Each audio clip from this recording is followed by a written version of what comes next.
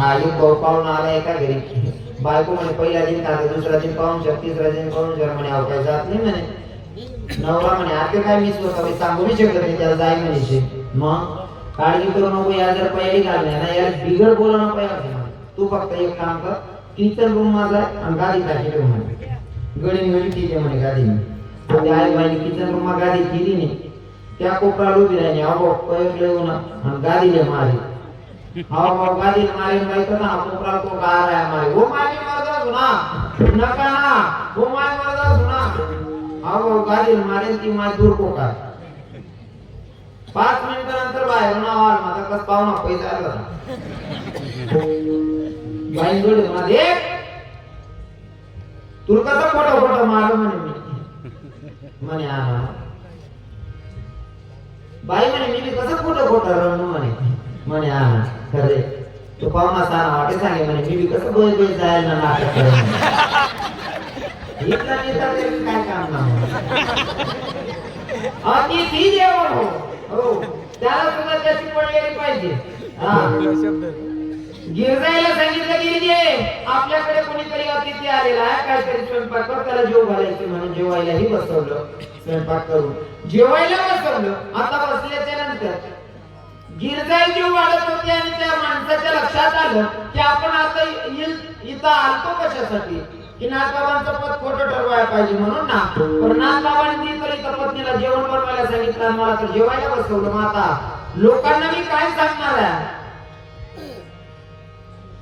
नाथबाबांना राग आला पाहिजे असं काय करू मग काय केलं गिरजाई जीव वाढत होत्या आबा उठला गिरजाईच्या पाठीवर जाऊन बसला गिरजाईच्या पाठीवर जाऊन बसला याला वाटलं की आता तरी नाथबाबांना राग येईल पण तरी सुद्धा नाथबाबांना राग येत नाही नाथबाबा उलट्या पत्नीला सांगतात गिरजे मोठ्याचं लेकरू तुझ्या पाठीवर बसले जरा सांभाळ कर का पडू देऊ नकोस नाही तर लेकराला लागेल काय विचार असतील नाही का की माय सुद्धा तेवढी शांत बर का नाथबाबांची पत्नी नाथबाबांच्या पत्नीला सांगितलं स्वामी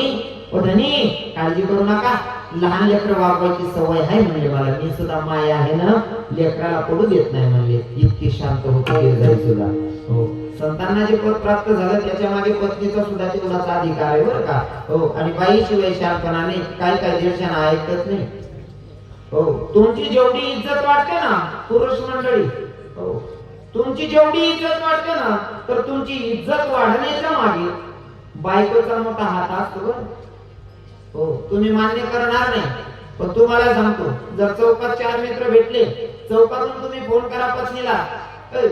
मला मित्र येईल म्हणून सांगे 4-5 मित्र एक चहा दिले जर मित्र सोबत असले बाईनं लगेच चहाच्या अगोदर पाणीच्या नंतर चहा सगळ्या मित्रांना पुन्हा विचारलं का भाऊजी काही नाश्ता विष्टा बनवू का ये 4 मित्र 40 मित्र जे सांगतात काय करणार तात्यांकडे गो पण बाई काय भारी होईल ना स्वभाव काय भारी हो त्याने नुसतं चहा सांगा पण बाई नाश्ता तयार करायचे हा इज्जत कोणामुळे वाढली तुम्ही कोणामुळे जास्त वळले त्या काय सांगते तू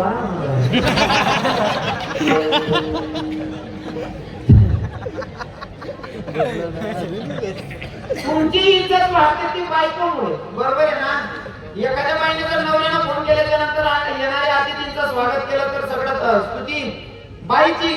माणसाची नाही का आणि तुम्ही जर कधी इज्जत नाही गरमा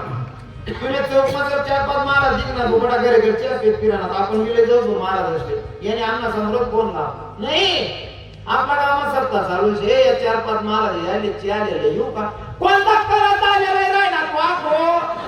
समजिले यांकर माका कोंडा मातेले रे काका तुमची इज्जत वाढवणं या मायांच्या हातात आहे हा पण या गोष्टी मान्य सुद्धा करायला पाहिजे आमचे जुने कीर्तनकारांचं मटेरियल मला वापरायला आवडतं एका माणसाला बाई सांगत होती मनाशिवाय तुम्ही इज्जत नाही आवरायच नाही बाकीना 150 ना राहतात ऐकतात काय नाही बाई सांगे मनाशिवाय तुम्ही इज्जत नाही म्हणे बडा गावडा कापड नमाज राम राम करत म्हणे काय करायचं गपचूप बसा मनाशिवाय तुम्ही इज्जत नाही पण हावभाव काय आवराय बाई म्हणे म्हणले का परीक्षा चालेल म्हणे आणि नेमकंच आमदारकीला निवड चालू होती आमदारकीना प्रचार करायचा आमदारांना जवळना माणूस होता गावात भाषण दिल्यानंतर जास्त कोणले घरकुल द्यायचे घरकुल मंजूर कर दिसू विहिरी मंजूर कर दिसू का सिमेंट काँग्रेसना रस्ता मंजूर कर दिसू फक्त आपला आमदार निवडी आणा इतकं बारी चावी राहता हो आमचा समाबाईने 7-8 पोलीस ना पोऱ्याला सांग म्हणे बावड्या तुम्ही आपलं सांग मन माहिती पुरवून वाटायला झाला हा जोरमा भाषण दिला का तुमले घरकुल मंजूर कर दिसू विहिरी मंजूर कर दिसू तुम्हाला घरी मला रस्ता बनाई दिसू आणि पुऱ्या म्हणे पप्पा म्हणे काय मन नाही करून वाटायला बोलावं यारे युवा मग चालेल इथलं भूषण मग भाषण करा बायको करून वाटायला बोलायला अहो राग राग मग घर घ्या हो ज्या लोके सभा होता त्या दामला कालपुले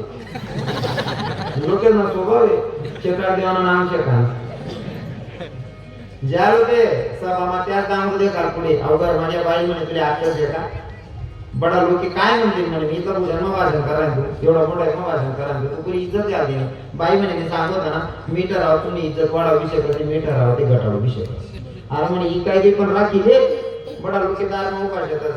बाई म्हणे पण तुम्ही मान्यच आहे ना म्हणे मला मान्यच आहे फक्त ती इज्जत राखील म्हणे आणि नेमकंच हा भाऊ ती बाई बाहेर म्हणे आत्मा पुराण ताट होत लोकेश म्हणे तुमले काय वाटतं मी मन माणूस काय पुरण वाटायला बोलावं का अजिबात नाही मना माणूस आमदारांना प्रचार कराय ना तुम्ही एवढा लोक म्हणा नवरा सवाल बसेल तर तुम्ही खाली कस काय लक्षात तुम्ही गोड तोंड कर देऊ मी पुरण वाटी दिले म्हण नवरा सांगा पुरण वाटी द्या राखली का विकली बाईने ठरवलं तर माणसाची इज्जत वाढवूही शकते आणि ठरवलं तर घटवू पण शकते माणसाची जास्त शांतपणा करा ना बाकी ना म्हणते हो काका कसं गेला गाव नाही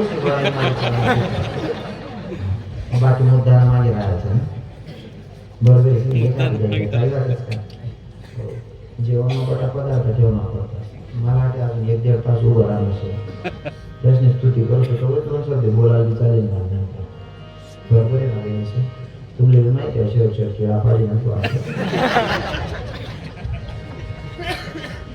बऱ्याच लोकांनी परीक्षा घेतली नाथबाबांची पण नाथबाबांचं हे पद खोटं ठरणार नाही कारण का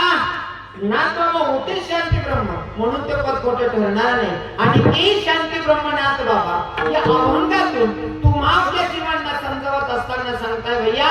जर तुम्हाला भगवंताची प्राप्ती करायची असेल तर भगवंत एवढा सोपा नाही की तुम्ही सहज जाशाल अरे डॉक्टरला जर भेटायचं असेल तर अगोदर कंपाऊंडरला भेटावं लागतं आमदाराला भेटायचं असेल तर अगोदर पीएला भेटावं लागतं प्रिन्सिपलला भेटायचं असेल तर अगोदर शिपाई काकांना भेटावं लागतं आणि जगाच्या मालकाला जर भेटायचं असेल तर मग मध्ये कोणीतरी असलं पाहिजे नाही का मग जगाच्या मालकाला जर भेटायचं असेल तर अगोदर संतांची गाठभेट झाली पाहिजे आणि संतांची गाठभेट झाली संतांच्या पैलूटांना घातल्याच्या नंतर प्राप्ती कोणाची होते तर साक्षात जगाच्या मालकाची